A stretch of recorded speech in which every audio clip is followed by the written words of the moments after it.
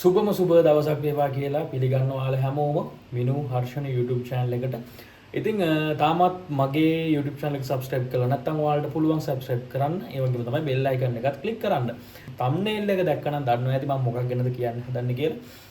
ඇත්තට කතන්දරේ මට මේ ළඟදී මේ දැන් ගිය සති එකමාර වගේ ඇතුළතදී අහන්න වෙන දේවල් අහන්න වුණ දේවල් හින්දා තමයි මම මේ වීඩියෝ එක කරන්නේ. ඉතින් ඇත්ත කතන්දරේ ඔයාලා මැලේසියාවලට ස්ටුඩන්ට් කෙනෙක් විදිහට එනවා නම් යුනිවර්සිටිස් තෝරගන්නකොට ඔයාලා ගොඩක් සැලකිලිමත් වෙන්න ඕනේ.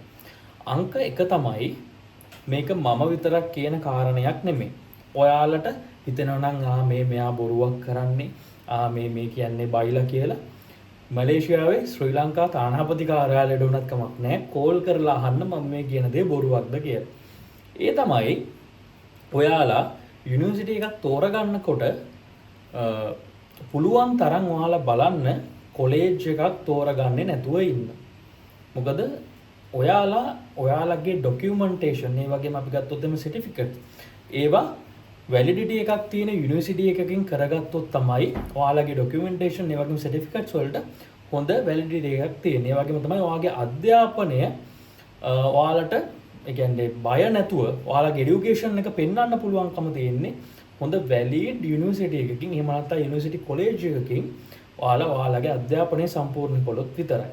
ඉතින් ඒ වගේම මට කියන්න ඕනේ ඔයාලා මෙහෙට එන්නේ යම්කිසි පර්පස් එකක් ඇතුවනේ.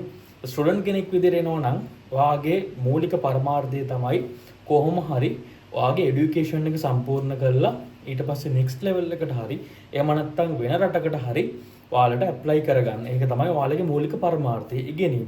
ඒතකොට ඉගෙනීමේ පරමාර්ථයෙන් එනවා නම් මේ යුනිවර්සිටි සිලෙක්ෂන් කියන එක හරියම වැදගත් දෙයක්. මොකද ඔයා වැරදි දෙයක් තෝරගත්තොත් එහෙම ඒකේ පාඩුව විඳ ගන්න වෙන්නේ ඔයාට. මොකද ඔයා මෙහෙට ඇවිල්ලා ඊට පස්සේ තීරණය කරොත් අනේ මේක හරි නෑ දැන් මම මොකද කරන්නේ මට දැන් කරගන්න දෙයක් නැහැ කියලා වගේ එකක් තේරුනොත් එහෙම ඔයාගේ සල්ලි අපරාධ. මොකද මෙහි ගොඩාක් ඒ වගේ තැන් ඔයාලගේ සල්ලි රිෆන්ඩ් කරන්නේ නැහැ. මොකද ඒගොල්ලන්ගේ quality refund policy එකක් නැති හින්දා.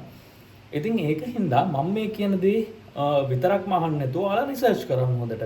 ඔයාලා රිසර්ච් කරන්න ඒ කියන්නේ affordable tuition fees තියෙන්නේ කොහෙද? ඒ වගේම තමයි tuition fee එක වගේම තමයි affordable tuition fee එක genuinely ඔයාලට ඔයාගේ education එක complete කරගන්න පුළුවන් කොහෙන්ද? හරිද? මොකද tuition fee එක affordable වුණා කියලා හැමදේම ඒ කියන්නේ ජෙනුයින් වෙන්නේ නැහැ. මොකද ඔයාලට ගොඩාක් දේවල් තියෙනවා. ඒ කියන්නේ හිතන්නකෝ ලක්ෂ 5ට 10ටත් මෙහෙට එන්න පුළුවන් සමහර වෙලාවලට විදි තියෙනවා.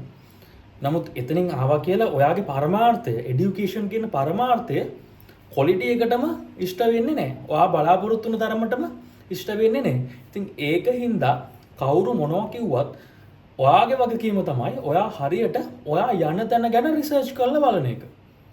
ඊමේල්ස් දාලා බලන එක එහෙම නැත්නම් මෙහි ඉන්න කාට හරි කතා කරලා බලන එක ඊට පස්සේ ඒකෙන් ඉගෙන ගන්න ස්ටුඩන්ට් කෙනෙක්ට හෝ කාට හරි මේ මැසේජ් එකක් දාලා බලන එක ඒ වගේ දේවල් හරි වැදගත්. ඒ වගේම තමයි ඔයාලට පුළුවන් නම් අර මම කිව්ව විදිහට මොකක් හරි ඔයාලට මේමයි ඔයාලට එනවා මොකක් හරි කොලෙජ් එකකින් ඔෆර් එකක්. එතකොට ඔයාලා බලනවා මේක මරු ගාණත් අඩුයි එහෙනම් මම එනවා කියලා. ඒ විදිහට හදිසි තීරණ ගන්න නැතුව ඔයාලට පුළුවන් ඕනනම් ඉතින් මොකද මේ ගැන දන්නවනේ අපි හයි කමිෂන් ඔෆිස් එකත් ඕනයි ඒගොල්ලන්ට උනත් කතා කරලා බලන්න පුළුවන් මේක මම මෙහෙට එන්න හදන්නේ මේ යුනිවර්සිටි එක හොඳයිද මේ කොලෙජ් එක හොඳයිද කියලා ඔයාලට උනත් කෝල් එකක් දාලා බලන්න පුළුවන්. ඒක කිසි ගැටලුවක් නැහැ. මම මේ කියන්නේ ඔයාලගේ දියුණුව තකා. මොකද එහෙම නැතුව වෙන දෙයක් හින්දාවත් කාටවත් පහරක් එල්ල කරන්නවත් මම මේ කියන්නේ අපේ ස්ටුඩන්ට්ලා වෙනුවෙන්. ඒ වගේම අනිත් කාරණේ තමයි ඔයාලගේ ක්වොලිෆිකේෂන්ස් වලට අනුව මෙහෙට එන්න. ඔයාගේ ක්වොලිෆිකේෂන්ස් තියෙනවා නම් බැචලර් එකක් කරන්න කවදාවත් ඩිප්ලෝමා එකකට මැලේසියා එන්න එපා. ඒ වගේ දේවල් කරන්න එපා. ඔයාගේ ක්වොලිෆිකේෂන් එක තියෙනවා නම් මාස්ටර්ස් කරන්න ආපහු බැචලර් එකකට මැලේසියා එන්න එපා. තමන්ගේ ක්වොලිෆිකේෂන්ස් බාල්දු කරගන්න එපා. කවුරු මොනවා කිව්වත් තමන්ගේ ක්වොලිෆිකේෂන් එකෙන් එන්න පුළුවන් මෙන්න මේ වගේ දෙයකට කියලා තමන්ට දැනෙනවා නම් හොඳට රිසර්ච් කරලා ක්වොලිෆිකේෂන් එක අනුව තමන්ගේ ප්‍රෝග්‍රෑම් එක ඒ වගේම යුනිවර්සිටි එක තෝරගන්න. මොකද ගොඩාක් ඔප්ෂන්ස් මේ රට ඇතුලේ තියෙනවා මැලේසියා ඇතුලේ තියෙනවා. ඒතකොට ස්ටුඩන්ට් කෙනෙක් වෙනකොට විදිහට එනකොට මෙන්න මේ කාරණා දෙක තමන්ගේ එඩියුකේෂන් ඉන්ස්ටිටියුට් එකේ මන්ත යුනිවර්සිටි එක තෝරගන්න එක, ඒ වගේම තමන්ට හරියන ප්‍රෝග්‍රෑම් එක තෝරගන්න කියන එක ඉතාම වැදගත්. ඉතින් මං මෙන්න මේ මතක් කිරීම කළේ ළඟදී දවස් 2-3කම මට අහන්න ලැබුණු කේසස් කීපයක් හින්දා. ඉතින් එහෙනම් ඒ මතක් කිරීමත් එක්ක මම මෙන්න මේ පුංචි වීඩියෝ එකකින් සමුගන්නවා.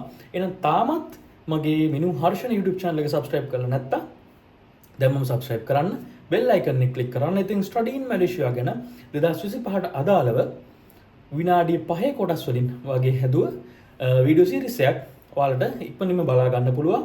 එහෙනම් හැමෝටම සුබ දවසක්. ජයෙන් ජයම වේවා.